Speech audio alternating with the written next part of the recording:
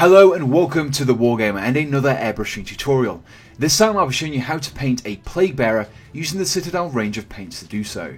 Now before I go on, I just want to say a huge thank you to Alchemist Workshops for providing the miniatures used in this tutorial. The first task in painting our miniature is to assemble it and prime it, so I've used a grey spray primer for this. Now I've also mounted this miniature onto a cork base, as it will make it a lot easier to hold the miniature and also paint into some of the recesses. The first step in painting this miniature is to apply some pre-shading. For this I'm using Kislev Flesh and I'm spraying it around 20 psi, and I've created a roughly 1 part Kislev Flesh to 1 part thinner mix. When painting the miniature you want to focus the airbrush from above. Now this will create the effect of light hitting these surfaces and will really enhance the shading of the miniature. The trick is here to just apply some very light thin coats over successive layers, and this will really create some nice blending between the lighter Kislev Flesh and the darker grey in the recesses. With the Kislev Flesh completed, the next step is to start painting the shadows, and for this I'll be using Skaven Blight Dinge. In an opposite technique from before, I'll be painting from beneath the miniature. You can see the importance of having a decent miniature holder for this task. Just make sure that you steadily build up the Skaven Blight Dinge in successive thin layers, and that you're always spraying from beneath the miniature.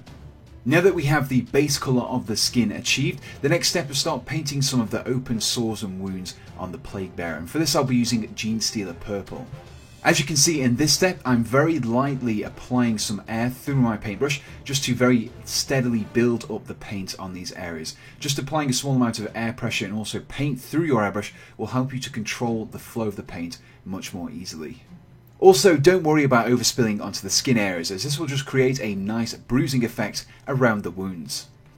With the base colour of purple achieved, we now want to enhance these purple areas with a little bit of highlighting, and for this I'll be using some Dakala Lilac in my airbrush. I'll be using a similar technique to before, just applying a very small amount of paint through my brush to steadily build up the layers, and we're focusing this mainly on the upper sections of the wounds, just in small amounts, just to really help the details pop. At the moment, the shading on the purple areas is a little bit lacking, so I'll be applying some Druchii Violet wash through my airbrush. I haven't thinned this down unlike my previous steps. I'll be applying this straight through my airbrush. Now I'll mainly be focusing this wash over the areas that I painted in the previous steps. However, you can paint some other areas of the miniature with a small amount of this wash, just to enhance that bruised flesh colour that we're going for here. Now you may have noticed that the airbrushing has left some of the harder edges of the miniature looking a little bit soft, so I'll be sharpening these up by applying a edge highlight using Flayed One Flesh. With just a small amount of paint on my brush, I'll lightly be dragging the brush across the edges of the miniature, just applying that thin layer of Flayed One Flesh that will really help to bring out those details.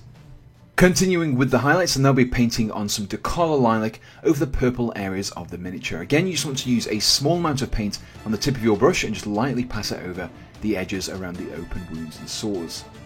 The next step will involve us painting the talons, teeth and spine of the Plague Bearer, and for this I'll be using Krieg Khaki. Again, you just want to focus the highlights across the edges of these areas and just lightly apply a very thin line of Krieg Khaki to these sections.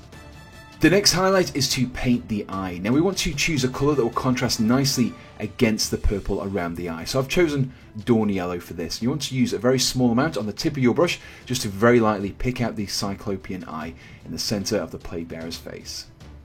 The next step in painting our Plague Bearer is to tackle the rusted blade. Now for this I'll be starting off with a base coat of Scrag Brown. I'm applying this in a mixture of 1 part water to 1 part paint, and this will be painted across the entirety of the blade. With the base coat dry, we now want to emphasise the rust effect by dry brushing Ryza Rust over the surface. Now dry brushing involves getting a small amount of paint on your brush and removing most of the excess onto a piece of paper and then lightly dragging the brush across the surface. This will create a dusty speckled effect over the blade's raised sections and really enhance the rust effect that we're going for here. The final step in painting the blade is to again dry brush it, but this time we'll be using Ironbreaker. Now this will create the effect of rust that's flaked off the metal blade, revealing the shiny metal beneath. Now this will just enhance the texture of the blade and also make it look a lot more cruel and a lot more sharp.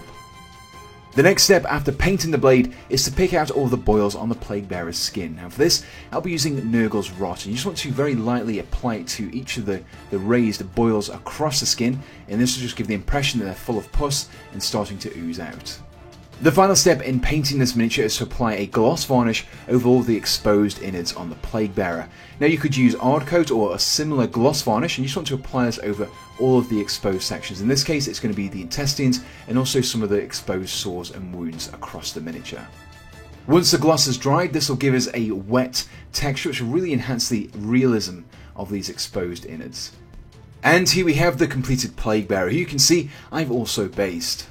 Now whilst I focus on just a Plague Bearer for this tutorial, you could apply the exact same colours and techniques to any of the other Nurgle demons, such as the Herald, the Nurglings and even the Plague Drones. Now I just want to say a huge thank you to Alchemist Workshops for providing the miniatures for this tutorial. If you're looking for Warhammer products with up to 20% off the RRP, you should definitely check those guys out, and I'll include a link in the description below to take you directly to their web store.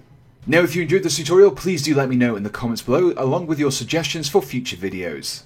Additionally, make sure you subscribe to be kept up to date with all of my future releases, and check out both my Facebook and Instagram pages to find out what projects I'm currently working on. So until next time, thanks for watching and goodbye.